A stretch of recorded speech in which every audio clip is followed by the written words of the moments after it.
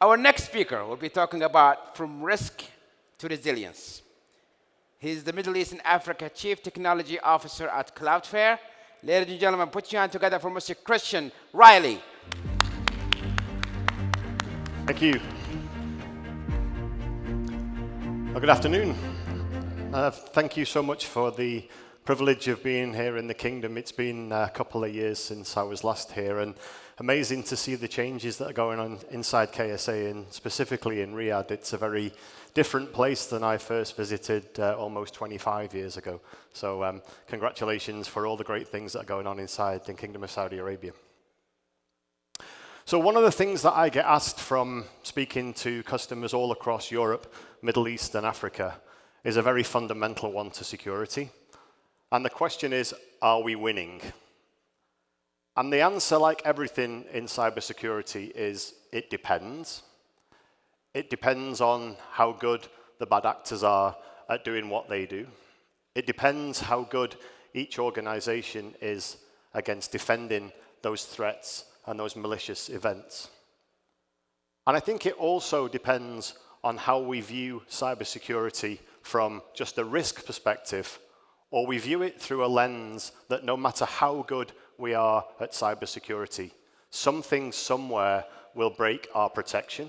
And then we really need to start thinking and talking about the shift from looking at cybersecurity as only a risk to something that increases our resilience.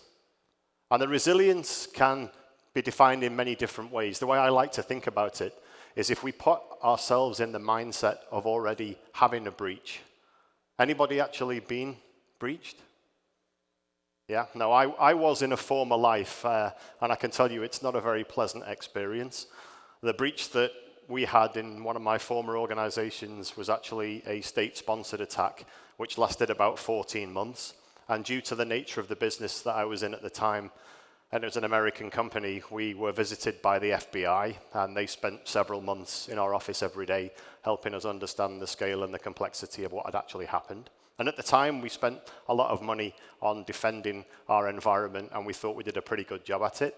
But unfortunately, the reality is that no matter how good you are, something somewhere will definitely happen. So when we think about these types of attacks and types of breaches, the one thing that I think is really important to understand is that even though we listen to how more sophisticated the bad attackers and the bad actors are getting, the reality is that if we really think about some of the things that have happened and have made the front pages of the news, the levels of sophistication are still relatively low.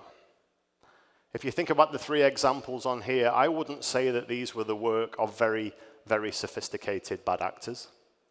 In fact, if you look at the last example there, which is very specific to the topic of what's happening within artificial narrow intelligence, and specifically in the GPT area, one user decided that it'd be a really good idea to put some of their proprietary source code into ChatGPT without understanding that ChatGPT is an open platform, and under its terms and conditions, it can use your data to further refine and train its models.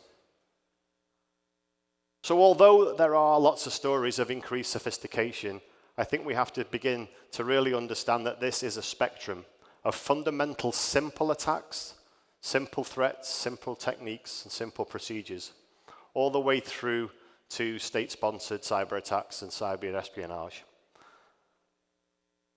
I would also say that the risks are increasing rapidly. Not only do we have changes in the way that organizations are being shaped, the way that organizations are applying technologies to help them into new markets, but we also see the establishment of hybrid work as perhaps the fundamental model for how work will be done globally. Now, I'm sure that for many of you who have strategic or operational roles, you would probably share my observation that things in technology are generally more complex. The more demands we get from the business, the more technology we implement. The more technology we implement, the more difficult it gets to operate and control. The more difficult it gets to operate and control, the more we lose visibility into what's going on. And yet we can't stop the pace of innovation. Just 2 years ago, nobody had heard about ChatGPT.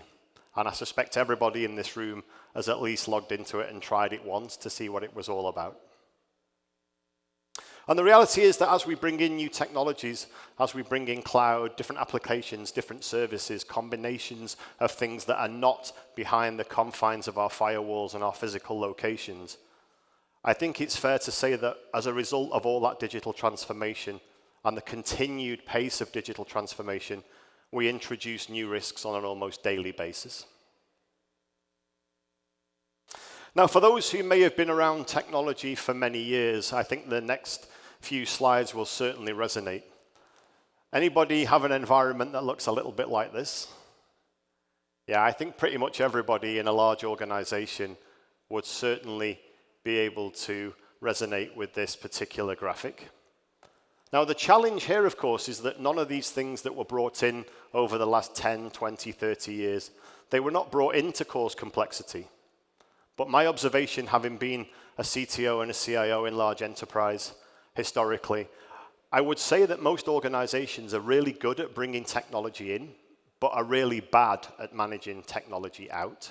So the more layers you have to the enterprise technology estate, unfortunately, the more point solutions you implement. And as we talked about, the more point solutions that you implement, the more complex the landscape gets. So over the last 5 to 10 years globally, and certainly more growingly inside the Kingdom of Saudi Arabia, we're seeing organizations move to cloud, although within KSA it is a little bit different because of the sovereignty laws here. But even so, I think the complexity still holds. The more applications, the more services, the more networks, the more infrastructure that we have really does create that chaos. And it's not a technology problem. Many of you who are charged with creating digital strategies or digital transformations for your own organizations, the things that are on your agendas, whether that's reducing risk, controlling costs, bringing in innovation, or digital transformation just as a concept, they're all fantastic ideas on a whiteboard until you start drilling down into the complexities and the challenges and the things that we see. There is a worldwide skills gap in cybersecurity, and I suspect it's the same within the kingdom. Every time we bring in a new service, every time we allow people to bring in different devices, every time a line of business demands a new application or a new service, we actually increase that attack surface just a little bit and add to that complexity. The more we do that, that threat and that attack surface grows exponentially. Cost is always a big factor. I don't remember any time in my career my CFO coming to me at the budget season and saying, here's millions more, you're doing a great job, carry on doing it. The reality is that most organizations are being asked to do either more for the same or in some cases do more for less.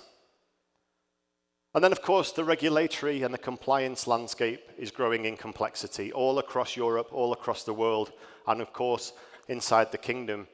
Different permutations of different regulations and different compliance needs really add to that overall challenge.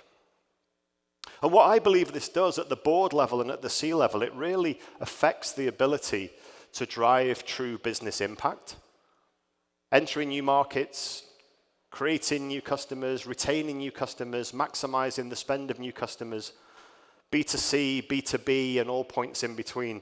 They're really fundamental to sustaining long-term business impact, and yet, in many cases, we're challenged to do that by the legacy and the complexity.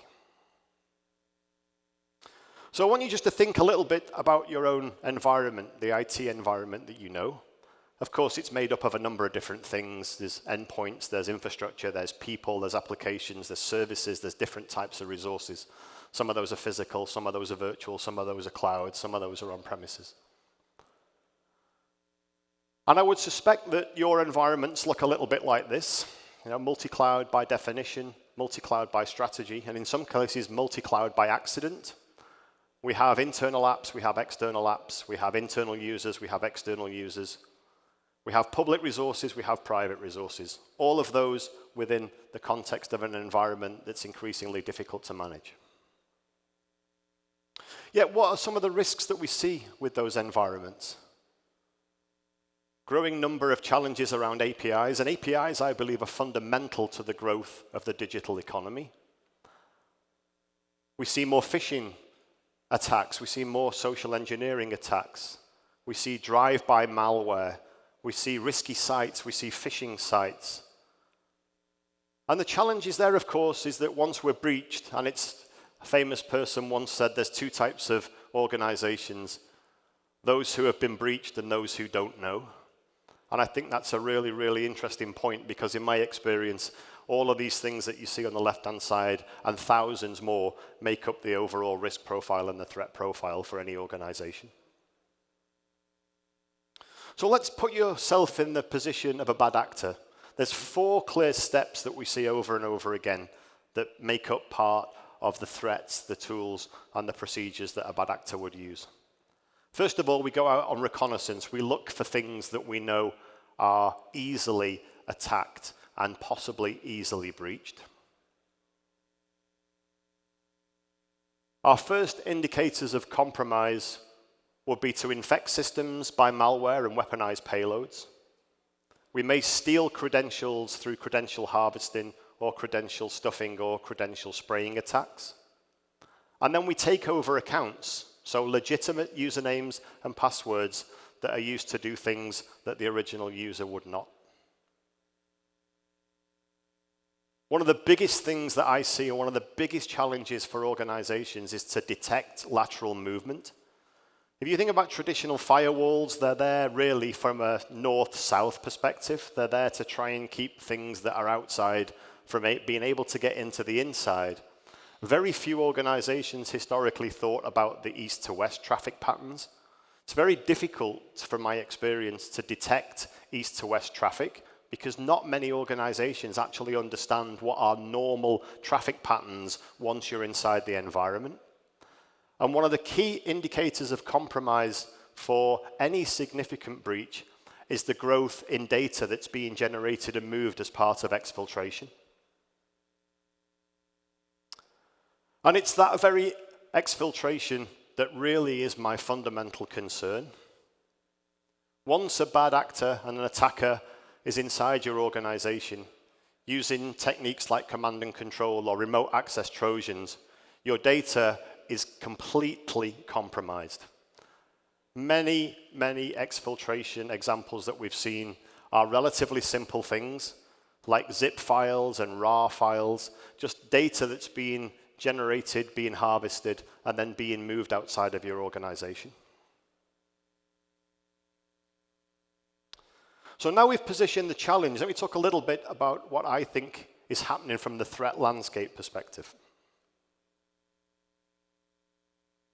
So for those who are familiar with distributed denial of service attacks, which for those who may not know exactly what they are, their intent really is to either slow down or knock your services offline. So if you are an attractive asset, maybe you're a financial institution, maybe you're a healthcare organization, maybe you're a retail organization, it is within the bad actor's intent to try and slow down and knock your services completely offline. We're seeing a staggering growth in the increase in the sizes of the largest DDoS attacks. Perhaps more worryingly is just how simple these DDoS attacks are to do. So when I talked earlier about complexity and the size and the scale, it's not just nation states, it's not just state-sponsored attacks that generate these types of DDoS attacks. It can be done very simply. On the dark web, you can buy very simple concepts that allow you to just distribute to all sorts of different devices, including home systems like baby monitors or smart TVs. They can all form part of a gigantic distributed denial of service attack. For those who are thinking about the next generation of business, either B2C or B2B, I would suspect that your API strategy is at the heart of that. Our recent research tells us that many organizations don't know which APIs that they have in their organization that are publicly accessible, and therefore they don't know what the levels of security and control there are around those APIs. And again, we talked about complexity of the bad actors and the sophistication. I'm sure that many of you wouldn't be surprised to know that phishing is still the #1 initial attack vector. And for those who understand phishing very well, the challenge with phishing is it relies on each and every individual end user in your organization to understand on what a phishing email might look like, what a malicious link might look like. And of course, the bad actors are getting more and more clever about the way that they deliver those phishing attacks. We're seeing that come through social media channels like WhatsApp, more and more with a little link that says, hey, you know, this is your bank, please get in touch with us, we need some information. Not all phishing comes through corporate email. And as organizations get smarter, and the best organizations I've ever seen in the world that really understand how to make the people in their organization more aware are those who make it personal. Because to the bad actors, it doesn't matter if I'm deploying a ransomware payload. It doesn't matter whether you're a multinational company or you're just an individual user at home. If I can get into your environment and I can encrypt and ransomware your data and you have to pay me for it, it really doesn't matter to me whether it's an organization or an individual user. So when we think about winning the hearts and minds of our staff, our employees globally, the key to doing that, in my experience, is to make it really personal so that the way they think about emails and phishing attacks and things inside the office is exactly the same way they would think about it at home on their personal email. So the DDoS attacks that we talked about, especially for those who may be in financial institutions, this is a growing trend that we see. If you look from 2009 to 2023, I think what's really interesting here is the number of bots that it took to create the number of requests per second. So in 2019, it took roughly 1 million bots to create 3 million requests per second. In 2023, which is the growth size of over 700%, it now takes only 50,000 bots to create 201 million requests per second. And as I mentioned earlier, this is not state-sponsored actors doing this on their own. But what's actually happening is that the simplicity of how these attacks can be created and distributed and executed actually gives individuals or smaller hacking groups the state-level capabilities that we would have seen only 5 years ago. And I would say that no industry is safe from the data that we see that we collect from the various points that we have on the Cloudflare network around the world. You'll see that divided by the volume of worldwide DDoS traffic, you'll see the 1 to 10 there in terms of the industries that we see. And then also from the top industries divided by the traffic from within each industry that we see. My key takeaway from this is that nobody's safe. The bad actors don't really care about which industry you're in. Some are more attractive than others. But the reality is that distributed across the world, we see an increase in attacks and an increase in breaches in pretty much every industry on Earth. So I wanted just to go back onto the API thing for a second, because it's extremely interesting that if you'd given me this data probably 5, 7 years ago, I wouldn't have expected to see anything like these numbers in terms of being threats from an API perspective. So if you may be in the financial services industry and maybe you're modernizing your core banking platform on mainframe, or maybe you're dealing with a more and more digitally aware supply chain or ecosystem, whether that's B2C or B2B, I would suspect that APIs, if they're not today, will be fundamental to the way that you grow that organization in the future. Now at Cloudflare, just to give you some context, we process about 60 million HTTP requests a second around the world, day in, day out. What's interesting from that number is that 58% of the HTTP traffic that we see is API related. So that means that it's not necessarily an API from a system-to-system perspective. It could be from a mobile application talking to an API in the background. But the reality is that that number is growing and growing fast.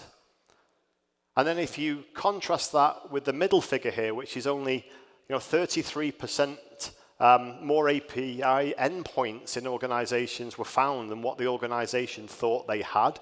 That's a very worrying trend because APIs now become a very attractive attack vector for the cyber criminals. I wanted to just give you some figures on phishing because as we talked about, there's trends and there's things that are happening and we see lots of different things occurring in the threat landscape. But when I go back to that fundamental question of are we winning, these figures would tell me that we're not.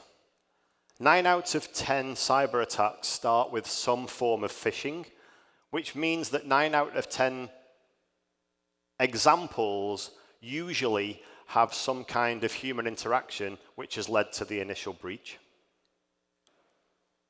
80% of organizations now are exposed to multi-channel phishing.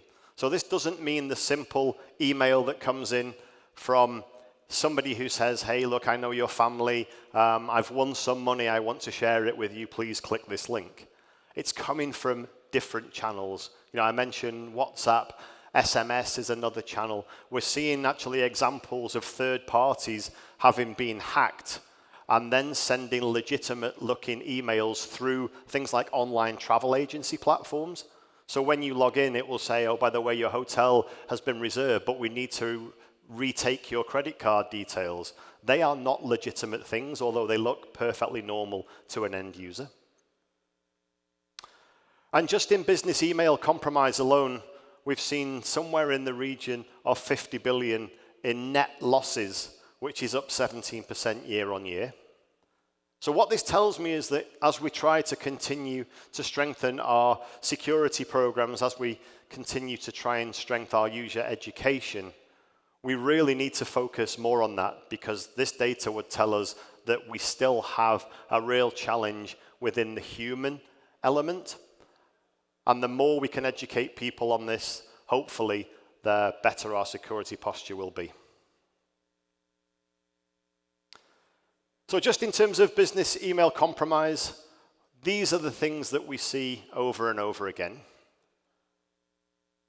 Many BECs generally start with a fake conversation thread. Somebody is impersonating a senior member of the organization.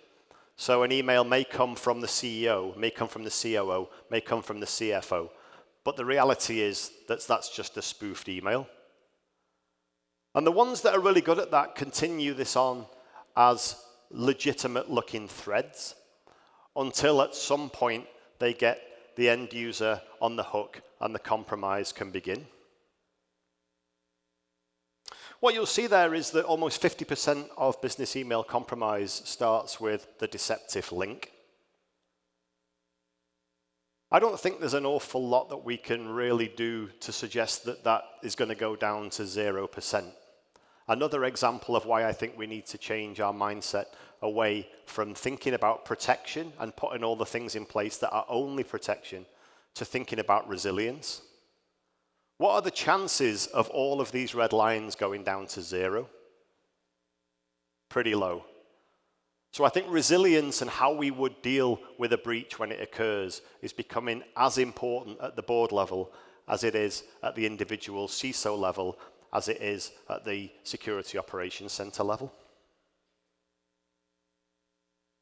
There was an example in the UK just a few weeks ago of a QR code scam, which actually was pay machines for car parking.